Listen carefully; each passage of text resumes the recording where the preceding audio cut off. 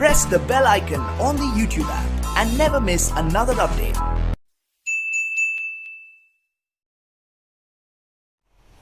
Hello viewer, welcome to Raju Sen Gupta classes. मैं रश्मि। जैसे कि आज आप देख रहे हैं कि मनी चैप्टर पढ़ाएंगे, जो कि मैक्रो इकोनॉमिक्स का एक चैप्टर है money.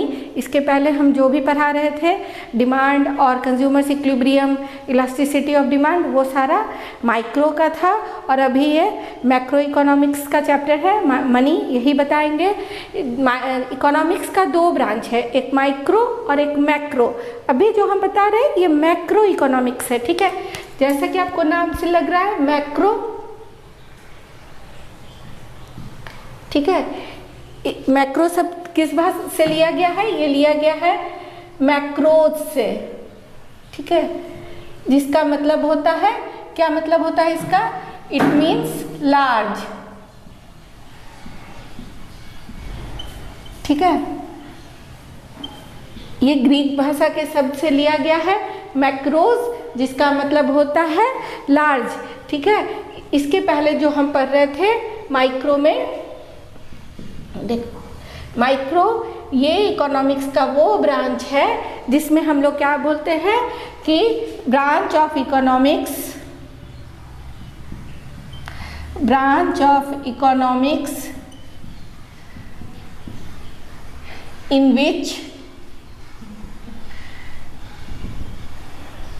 in which we studies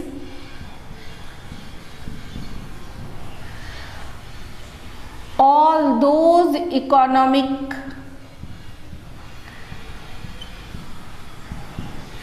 activities, problems which are related to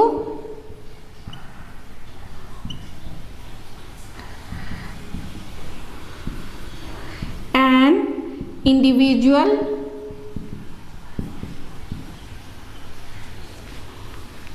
firm, an individual household, and an individual consumer. क्या बताएं? माइक्रो इकोनॉमिक्स इकोनॉमिक्स का वो ब्रांच है जिसमें हम क्या पढ़ते हैं, किससे रिलेटेड पढ़ते हैं? वो सारे इकोनॉमिक एक्टिविटीज़ को, प्रॉब्लम्स को पढ़ते हैं जो कि एक इंडिविजुअल से रिलेटेड होता है। एक इंडिविजुअल, या वो फर्म हो, या वो हाउस होल्ड हो, या कंज्यूमर हो, ठीक है। हमेशा ये ध्यान दीजिएगा कि ये एक इंडिविजुअल से related, individual firm, house hold या कंज्यूमर से रिलेटेड जितना भी इकोनॉमिक एक्टिविटीज़ है, उसका प्रॉब्लम्स है, जो भी हम लोग पढ़ते हैं उसको हम लोग किस में पढ़ते हैं? माइक्रो इकोनॉमिक्स में पढ़ते हैं। और जब हम लोग मैक्रो में क्या पढ़ते हैं? मैक्रो इकोनॉमिक्स जो है वो इकोनॉमिक्स का वो ब्रांच है, branch of economics in which we studies all those economic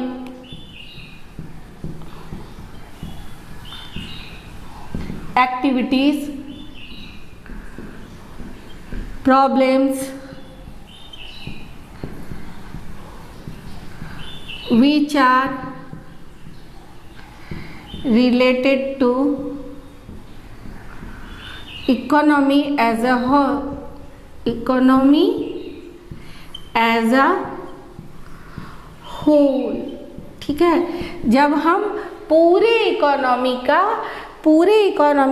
पूरे मार्केट का, जब किसी एक अर्थव्यवस्था का जब हम लोग पढ़ते हैं सारा इकोनॉमिक एक्टिविटीज़, उसको हम लोग किस में पढ़ते हैं? मैक्रो में पढ़ते हैं। मैक्रो शब्द की उत्पत्ति कहाँ से हुई है? मैक्रोज से हुई है, जिसका मतलब होता है लार्ज। और माइक्रो हम लोग क्या पढ़ते हैं? माइक्रो इकोनॉमिक्स में वो सारे एक्टिविटीज़ को पढ़ते हैं जो किससे रिलेटेड होता है? कि इंडिविजुअल फर्म से, इंडिविजुअल हाउस होल्डर्स से, या इंडिविजुअल कंज्यूमर से। आज हम मैक्रो इकोनॉमिक्स का ही एक चैप्टर आप लोगों के लिए लेकर के आए हैं जो है मनी। मनी 12 के स्टूडेंट्स को भी पढ़ना है और ये उनको भी पढ़ना है जो ग्रेजुएशन लेवल में जो बीए कर रहे हो इकोनॉमिक्स ऑनर्स से, उनके भी हम लोगों के यहाँ तो सेमेस्टर 3 में पढ़ना है, लेकिन हर जगह का सिलेबस तो अलग अलग है। हम कोशिश करेंगे मनी चैप्टर में इतना सारा चीज़ कर दें जिससे 12 के स्टूडेंट को भी फ़ायदा हो और जिन लोगों का आर्ट्स के हैं इकोनॉमिक्स ऑनर्स के जो लोग भी स्टूडेंट हैं उन लोगों को भी फ़ायदा हो। ठीक है, तो आइए अब शुरू करते हैं। मनी देखिए, मनी शब्द की उत्पत्ति कहाँ, कब और कैसे हुई थी इसका तो कोई ठोस प्रमाण नहीं है, लेकिन कुछ विद्वानों का कहना है कि मनी शब्द की उत्पत्ति मोनेटा शब्द से हुई थी। ये लैटिन भाषा का एक शब्द है जिससे उत्पत्ति हुई थी, ऐसा कहना है कुछ विद्वानों का, जिसका मतलब होता है इस रोम की एक देवी थी जूनो। ठीक है, इन्हीं के नाम पे इसका नाम मनी शब्द की उत्पत्ति किससे हुई है? कुछ विद्वानों का कहना है कि मोनेटा से हुई है। ये एक लैटिन भाषा का शब्द है जिसका मतलब होता है रोम की एक देवी जूनो। इनको स्वर्ग की देवी भी कहा जाता था और उस समय पहले तो सिक्का का प्रचलन होता था, तो उस समय उन्हीं के मंदिर में ये सिक्का ढालने वालने का काम सारा चीज़ वहीं किया जाता था। बाद में फिर कुछ विद्वानों ने कहा कि नहीं, इसकी उत्पत्ति किससे हुई है? पिकूनिया शब्द से हुई है, जिसका मतलब क्या होता है? इसका मतलब होता है लाइव स्टॉक। ठीक है, इसका मतलब होता है पशुधन। ठीक है, तो ये सारा टर्म दिया गया कुछ विद्वानों के द्वारा, लेकिन जो मेन है मनी क्या है? मनी को हम लोग सिंपल क्या बोलते हैं? एक्सचेंज ऑफ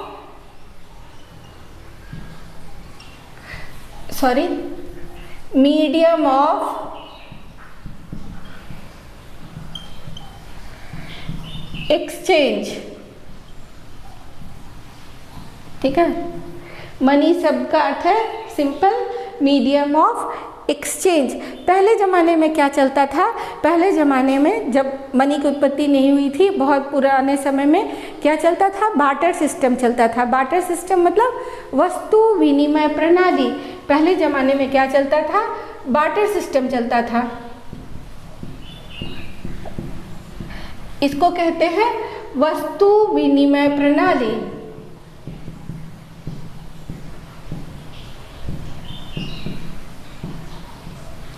इसमें क्या होता था कि किसी वस्तु के बदले में वस्तु दिया जाता था। जैसे मान लीजिए कि हमको कपड़ा का ज़रूरत है, तो क्या करते थे? कपड़ा जो कपड़ा बना रहा था उसके पास जाते थे और उसको क्या देते थे? अगर मेरे पास बकरी है तो उसको बकरी दे देते थे, अगर गाय है तो गाय दे देते थे, और बदले में उससे क्या ले लेते थे? कपड़ा ले लेते थे। अगर कोई आदमी चावल उपजा रहा है तो क्या करता था? दूसरा आदमी अगर कोई दाल उपजा रहा है तो उसके पास जाके चावल के बदले में दाल ले लेता था। यानी कि एक वस्तु के बदले में दूसरे वस्तु का एक्सचेंज होता था। ठीक है, चाहे वो वस्तु क्या हो, अनाज हो या आपका पशु हो, कुछ भी हो, उसके एक वस्तु के बदले में दूसरे वस्तु का पहले एक्सचेंज होता था, जिसको ही वस्तु विनिमय प्रणाली कहते हैं। लेकिन जैसे जैसे सिविलाइजेशन डेवलपमेंट होता रहा, धीरे धीरे प्रोडक्शन ज़्यादा होने लगा, इकोनॉमी हम लोगों का एडवांस होने लगा, तो क्या हुआ? इसमें इस सिस्टम में बहुत सारा ड्रॉबैक्स आने लगा। जो ड्रॉबैक्स अभी आपको बताएंगे बारी बारी से कि कितना ड्रॉबैक होता है, लेकिन उसमें क्या हुआ? जब बहुत सारा ड्रॉबैक्स आने लगा तब क्या किया गया? मनी की उत्पत्ति हुई। ठीक है, मनी की उत्पत्ति हुई। पहले क्या होता था? पहले के समय में सिक्का चलता था। ठीक है, पहले क्या? चांदी की मुहरे और सोने की मुहरे, ये सब चलता था। फिर धीरे धीरे एलॉय मेटल का प्रचलन हुआ कि एलॉय मेटल का सिक्का बनने लगा। अब क्या है, पेपर मनी है। अभी के समय में क्या चल रहा है, पेपर मनी।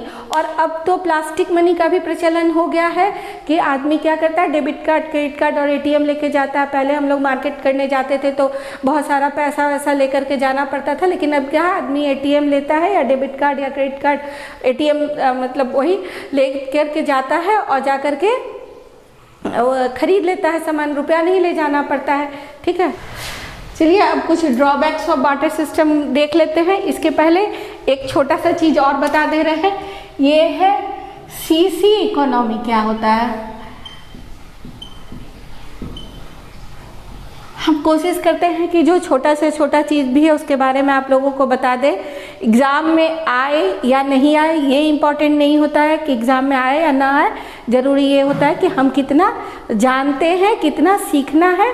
तो सीखना चाहिए, सीखने के लिए पढ़ना चाहिए, नंबर लाने के लिए तो खैर रट के आदमी ले ही आता है, इसलिए सीखने के लिए ही पढ़ना चाहिए। तो ये क्या है, सीसी इकोनॉमी। सीसी इकोनॉमी क्या होता है, एक ऐसा इकोनॉमी होता है which is dominated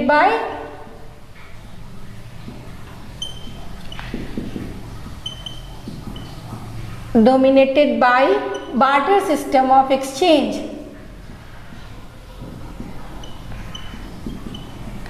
barter system of exchange। CC का मतलब, सी मतलब यहाँ सी मतलब कमोडिटी, ठीक है, सी मतलब कमोडिटी। एक ऐसा इकोनॉमी है जिसमें क्या चलता है, सिर्फ वस्तु विनिमय प्रणाली ही चलता है, यानी कि मीडियम ऑफ एक्सचेंज क्या है वहाँ का, सिर्फ वस्तु ही है, एक वस्तु के बदले दूसरे वस्तु का। ठीक है, अब हम लोग ड्रॉबैक्स आते हैं कि बार्टर सिस्टम का ड्रॉबैक्स क्या है। जैसा कि आप देख रहे हैं यहाँ फर्स्ट ड्रॉबैक्स क्या लिखे है, difficulty of double coincidence of wants. इसका क्या मतलब होता है, मतलब मान लीजिए कि मेरे पास एक बकरी है, हमको कपड़ा लेना है, हम जा रहे हैं बाजार में और बोलेंगे उसको कि तुम मेरा बकरी ले लो और हमको कपड़ा दे दो। अब ज़रूरी तो नहीं है कि दुकानदार को मेरा बकरी चाहिए ही होगा, हो सकता है उसको मेरा बकरी नहीं चाहिए, उसको कोई और आदमी जो चावल या गेहूँ या कुछ भी दे रहा हो वो चाहिए, मेरा उसको नहीं चाहिए, फिर तो वो हमको कपड़ा नहीं देगा। तो क्या होगा, इससे हमको तो एक्सचेंज करने में दिक्कत आ गया। तो यही है coincidence, double coincidence of wants.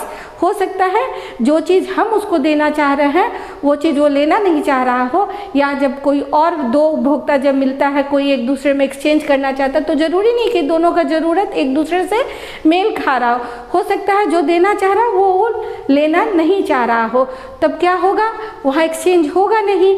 ठीक है, तो ये पहला डिफ़िकल्टी आ जाता है। ठीक है, दूसरा क्या है, ट्रेडिंग कॉस्ट। ट्रेडिंग कॉस्ट में क्या होता है कि जब हम कोई चीज़ का प्रोडक्शन करेंगे तो हम लेबर लाएंगे तो उसको क्या बोलेंगे कि चलो बदले में हमसे एक बोरा चावल ले लो, या 20 किलो चावल ले लो, या 10 किलो आलू ले लो, या एक गाय ले लो, यही बोलेंगे ना। तो उस स्थिति में क्या होता है, दो उसमें आता है, एक होता है सर्च कॉस्ट और एक होता है दिस यूटिलिटी ऑफ वेटिंग।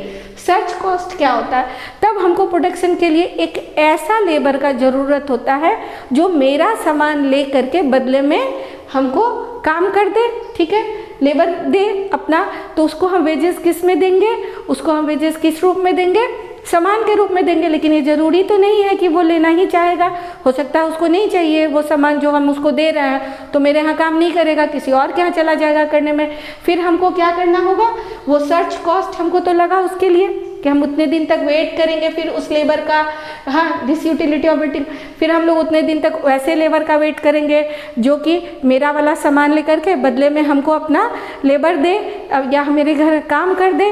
तो क्या होता है, उस स्थिति में प्रोडक्शन कॉस्ट जो है वो बहुत ज़्यादा बढ़ जाता है। ठीक है, तीसरा है lack of common unit of value. Common unit of value का क्या मतलब होता है, मान लीजिए अभी हम कोई सामान का दाम पूछ रहे हैं या ये पेन का दाम पूछ रहे हैं, पेन का दाम कितना है 10 रुपया, हम लोग ऐसे बोल दे रहे हैं। लेकिन जब हमसे कोई और आदमी पूछेगा, वो सामान लेकर के आया है मान लीजिए हमको देने के लिए, तो हम उसको क्या बताएंगे कि इसका क्या वैल्यू है। कोई आलू लाया है, कोई चावल लाया है, कोई कुछ और लाया है, कोई मुर्गी लाया है, तो हम उसको इसका क्या वैल्यू बताएंगे। इसका तो कोई एक कॉमन वैल्यू हम बता नहीं सकते। जैसे कि एग्जाम्पल में आप ये भी दे सकते हैं कि एक कार का कॉस्ट क्या है, मान लीजिए 5 लाख रुपया, 10 लाख रुपया, जो भी हम लोग बता सकते हैं, लेकिन अगर हम उसको सामान में बताना होगा तो हम उसका वैल्यू कैसे बताएंगे? एक सामान तो है नहीं, बहुत सारा सामान है, तो हर सामान में उसका वैल्यू हमको बताना पड़ेगा। तो इसलिए यहाँ lack of common unit of value हो गया। चौथा क्या है? Difficulty of store of wealth और वैल्यू। अभी क्या होता है, मेरे पास जो भी पैसा रहता है, हाँ, उसको हम लोग क्या करते हैं, बैंक में रख देते हैं, ठीक है। लेकिन जब हम लोग का वो उसी चीज़ को स्टोर करना होगा सामान के रूप में, तो क्या होगा, सामान तो ख़राब हो जाएगा। हम स्टोर करेंगे तो पेरिसेबल गुड्स जितना भी रहेगा वो सारा ख़राब हो जाएगा। दूसरा बात है कि अगर हम उसको स्टॉक करेंगे कोई जानवर को या कोई और चीज़ को, तो उसके लिए हमको उतना बड़ा तो ज़रूरत जगह का भी है कि हम उतना सामान को स्टोर करें और अच्छे से स्टोर करें। तो ये सारा डिफ़िकल्टी उसमें आता है। एक तो ख़राब होने का डर, दूसरी बात है कि जगह भी चाहिए उसको रखने के लिए, ठीक है, और तीसरा है कि उसका मार्केट वैल्यू भी कम हो जाता है। अभी जो वैल्यू है वो बाद में तो सेम वैल्यू नहीं मिलेगा उसका। तो ये सारा प्रॉब्लम आता है इसका वेल्थ के स्टोरेज में, ठीक है। Lack of a system for future payments और डिफर्ड पेमेंट, ये 5वां पॉइंट है। इसमें क्या होता है कि मान लीजिए अभी हम लोग कोई गाड़ी इंस्टॉलमेंट पे खरीदते हैं, या हम लोग कॉन्ट्रैक्ट बेसिस पे किसी लेबर को काम करवा रहे हैं, किसी को रखे हैं, ठीक है, किसी को हम ला करके उसको महीना का सैलरी के हिसाब से रखे, तो हम सैलरी में अभी जैसे 10,000 रुपया महीना दे सकते हैं। लेकिन जब सामान देना होगा तो हम क्या बोलेंगे कि तुम मेरे घर काम करने आना और हर महीना आकर के हमसे 20 किलो चावल ले जाना, ठीक है। हम उसको बोलेंगे तो कब तक ले जाएगा? नहीं ले जाएगा, वो ऐसा वो करेगा नहीं। उस समय क्या होता है कि हम लोगों को पेमेंट देने में बहुत दिक्कत होता है। कॉन्ट्रैक्ट पेमेंट जो होता है ये हम लोग सामान के रूप में देंगे तो उसमें मुश्किल आता है। दूसरा बात है कि फ्यूचर में पेमेंट, जैसे हम लोग बोलते हैं चलो इसका पैसा उधार में ले आते हैं, इसका पैसा बाद में देंगे, लेकिन अगर सामान के रूप में देना होगा तो क्या करेंगे, इसका हम लोग कैसे देंगे? सामान तो ख़राब हो जाएगा, उसका मार्केट वैल्यू कम हो जाएगा, ठीक है। तो और एक्यूरेट वही सामान वापस भी नहीं हो सकता है। तो ये सारा प्रॉब्लम आपको 5 नंबर पॉइंट जो हम बताए हैं इसमें बार्टर सिस्टम का आता है। छठा क्या है? Difficulty of transfer of value. ये देखिए क्या है, ट्रांसफ़र ऑफ वैल्यू, जिसमें परचेजिंग पावर जो होता है उसका ट्रांसफ़र का बात किया गया है। जैसे यहाँ मान लीजिए गाड़ी है, अब हम लोग यहाँ से शिफ्ट करके कहीं और जा रहे हैं, तो हम लोग क्या करेंगे, गाड़ी को बेच देंगे और पैसा हाथ में रख लेंगे मनी के रूप में, और उसको कहीं और जा करके उससे या तो गाड़ी खरीद लेंगे या कोई और सामान खरीद लेंगे। लेकिन अगर हमारे पास कोई वस्तु है, गाय भैंस बकरी है, या हम लोग के पास चावल है, गेहूँ है, आटा है, कुछ भी है, सामान है अगर, तो उस सामान को हम कैसे ले जाएंगे यहाँ से? उसमें तो बहुत सारा डैमेज होगा, नुकसान होगा, ले भी नहीं जाएंगे, वहाँ उसका क्या वैल्यू मिलेगा? तो ये सारा जो है ट्रांसफ़र ऑफ वैल्यू, जो कि बार्टर सिस्टम का सबसे ज़्यादा ड्रॉबैक्स, ये सारा 6 पॉइंट जो आपको बताए हैं, ये सारा ड्रॉबैक्स ऑफ बार्टर सिस्टम है, जिसकी वजह से क्या हुआ कि इसको बाद में धीरे धीरे बंद कर दिया गया और धीरे धीरे क्या प्रचलन में आ गया, मुद्रा प्रचलन में आ गया, ठीक है। जो अभी बता रहे थे, धीरे धीरे मुद्रा प्रचलन में आ गया। इसका बहुत सारा डिफिनीशन है, इसका फंक्शन है, लेकिन आज के वीडियो में इतना ही बताएंगे, क्योंकि इससे ज़्यादा बताने पर वीडियो बहुत ज़्यादा लंबा हो जाता है और समझने में भी दिक्कत होगा, ठीक है। जितना बताएं हैं आप लोग इसको रिवीज़न करते रहिए, और इसके साथ ही आप लोग कोशिश कीजिए कि जो लोग भी मेरा वीडियो देख रहे हैं, जिनको भी अच्छा लग रहा है पढ़ने में, वो एक रिक्वेस्ट है कि वीडियो को शेयर ज़रूर कीजिए, ताकि ज़्यादा से ज़्यादा लोगों के हाथ तक ये जानकारी पहुंच सके, उन लोगों को भी फ़ायदा हो सके पढ़ने का, और ज़्यादा से ज़्यादा सुविधा हो सके, ठीक है। तो इसी के साथ यहाँ का वीडियो आज ख़त्म कर रहे हैं। इसको लाइक कीजिए, सब्सक्राइब कीजिए और शेयर कीजिए।